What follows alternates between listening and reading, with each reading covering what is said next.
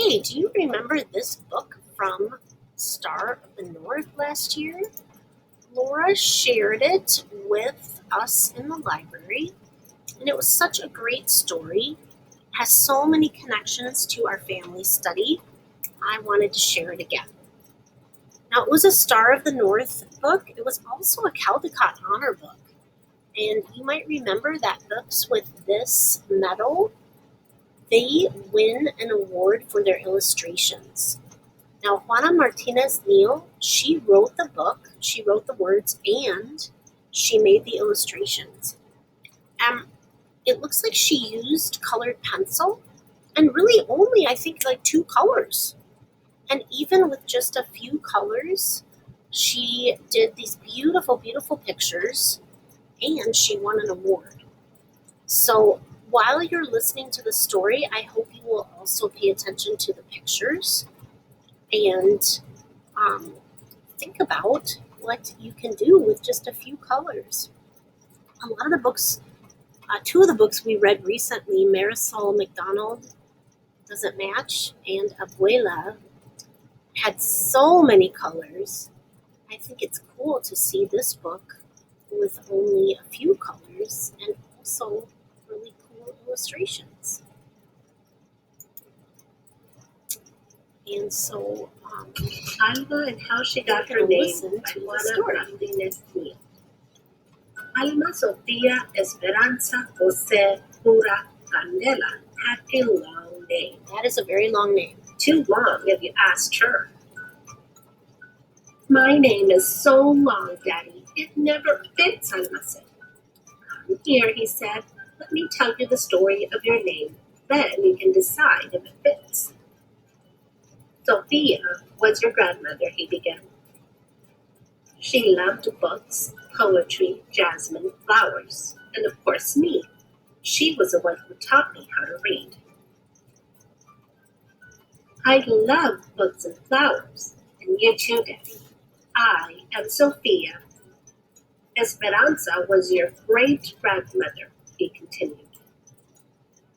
She hoped to travel, but never left the city where she was born. Her only son grew up to cross the seven seas. Wherever her sailor son went, so did Esperanza's heart. The world is so big, I want to go see it, Daddy. You and me together. I am Esperanza. Jose was my father, Alma's daddy said. He was an artist with a big family, like many people had back then. Early each morning, he walked to the mountains and to the plazas to paint everyday life. Sometimes I went along. Your grandfather taught me to see and love our people. I wake up early every day, and I draw a lot too. This morning, I drew a kitty cat for you, Daddy. I am Jose. Buddha was your great aunt. She believed that the spirits of our ancestors are always with us, watching over us. When you were born, she tied a red string around your wrist, a charm to keep you safe. Hello, Buddha. It's me, Alma. Candela was your other grandmother. She always stood up for what was right. I am Candela. I love the story of my name. Now, tell me about Alma, Daddy. Where does that come from? I picked the name Alma just for you. You are the first and only Alma. You will make your own story. Alma Sofia Esperanza Jose Pura Candela. That's my name, and it fits me just right. I am Alma, and I have a story to tell.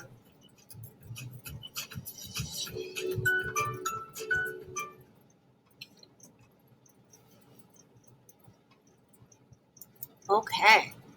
So I wonder if you do remember this book from Star of the North. I just loved it. And has so many good connections to what we've been talking about. Um, Juana Martinez Neal, who wrote the book and did the pictures, um, I have a video of her telling about her work, which I also thought was really interesting and had some great connections.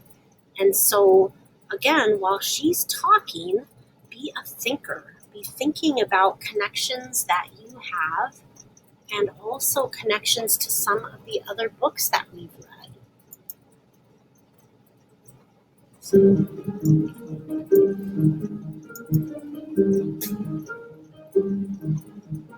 Hi there, I'm Juana Martinez Neal, and I am the author illustrator of Alma and How She Got Her Name.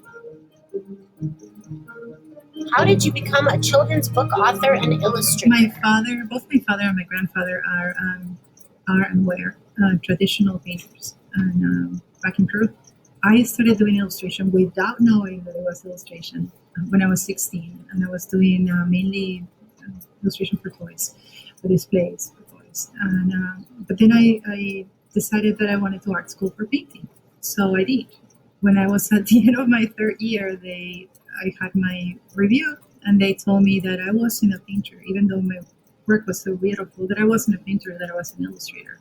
That was a little difficult because I didn't know what I could do as an illustrator, but that made me move to the US, and that changed my life. I met my husband, had some children, and after 10 years, realized that I needed to go back to illustration because that's where my heart was, and that was the only thing I could do. So I started illustrating, and that was back in 2004, and I've been illustrating ever since. How would you describe this book? Alma is a story of a little girl with a really long name, but I think the most important thing about the book is that you are everybody that came before you, and then you all together, and that's the story of Alma.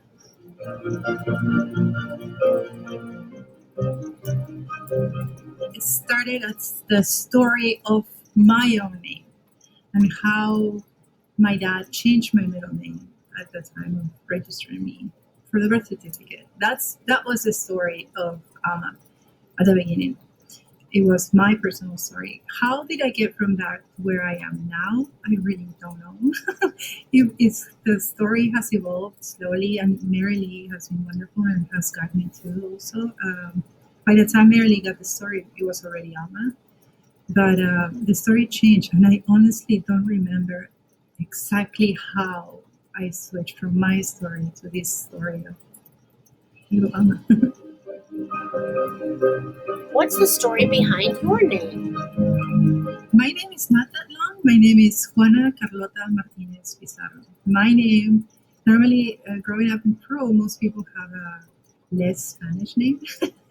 They like to use a lot of English names like Jennifer, I don't know, Mary, things like that. My dad was very, he believed that if we were in Peru, I needed to have a very Spanish name because that's the language that was spoken in Peru. So he gave me an ultra Spanish name, and it was somewhat very old-fashioned. Yeah, but my dad's mother, her name was Juana, and I didn't meet her because she passed way before I was born. And then my middle name is Carlota, but it was supposed to be Carla, and it was from my mom's uncle that she loves so dearly, and his name was Carlos, so the translation will be Carla. But my dad thought that it was too weak of a name, so he needed a stronger name for me and gave me Carlota, which is so old-fashioned. And then the funny thing is that when I was little, nobody will call me Juana. Everybody will call me Juanita because they thought that Juana was too strong, too rough, too stern. I didn't mind it. My name is Juana. Yeah. How can your book inspire readers to discover the story behind their own I names? hope that Alma makes both the parents and the children ask the questions of where my name came from and who was whomever I was named after. And if they were named after a relative, then know why they got their name. And in some way get that bonding time, to talk to the parents and find out more about the family and who the parents were before this baby came to them. All right. So, I just love listening to her talk and thinking about her writing that story and how it changed from she was starting to write her own story, and then it changed to the story of Alma. And she says that her editor helped her figure that out. Now, you are in the middle of writing your all about books, and the teachers are the editors. The editor is the person who helps the author or the writer make the book better and make the book exactly how it's going to be when it's published. So I thought that was cool. I also thought it was really interesting how she said that in Peru, where she lived, people were trying to have not Spanish names. So I really enjoyed listening to her talk. Now, I have some connections in my own family. This is a picture of my daughter, Julia, when she was just a baby. She was only 6 months old, and now she's almost 13, and she's with her great-grandma, Julia. She's named after her great-grandma, Julia, and so great-grandma Julia is holding little Julia, and my daughter, Julia, is named Julia Lynn. Julia is her great-grandma, and Lynn is her grandma. And so in my family, we did that tradition where, like they did in Alma or in Juana's family, where she was named after some relatives in her family tree. And then this is my grandma, Irene, and that's me when I was 2. And my daughter, Irene, is named after my grandma, Irene. So Irene is also named after a great-grandma and a grandma. She's named after her great-grandma, Irene, and then her grandma, Catherine. So she's named Irene Catherine. And yes, I am picking my nose, I think, in that picture. I'm 2, and my baby brother was just born, and my grandma, Irene, is helping my mom with me and the new baby, because I guess I was kind of a handful when I was 2, and I wasn't really excited about having a baby brother, and so my mom needed some help. But in my family, we had that tradition where we decided to name our daughters after people in our family that we wanted to honor. So they're named after grandmas and great-grandmas. Now, Juana Martinez Neal says she hoped her book would get kids talking with their families about their names. Do you know the story of your name? She also talked about how when she was a kid, people thought that Juana was too serious for a kid, so they called her Juanita, which is like little Juana.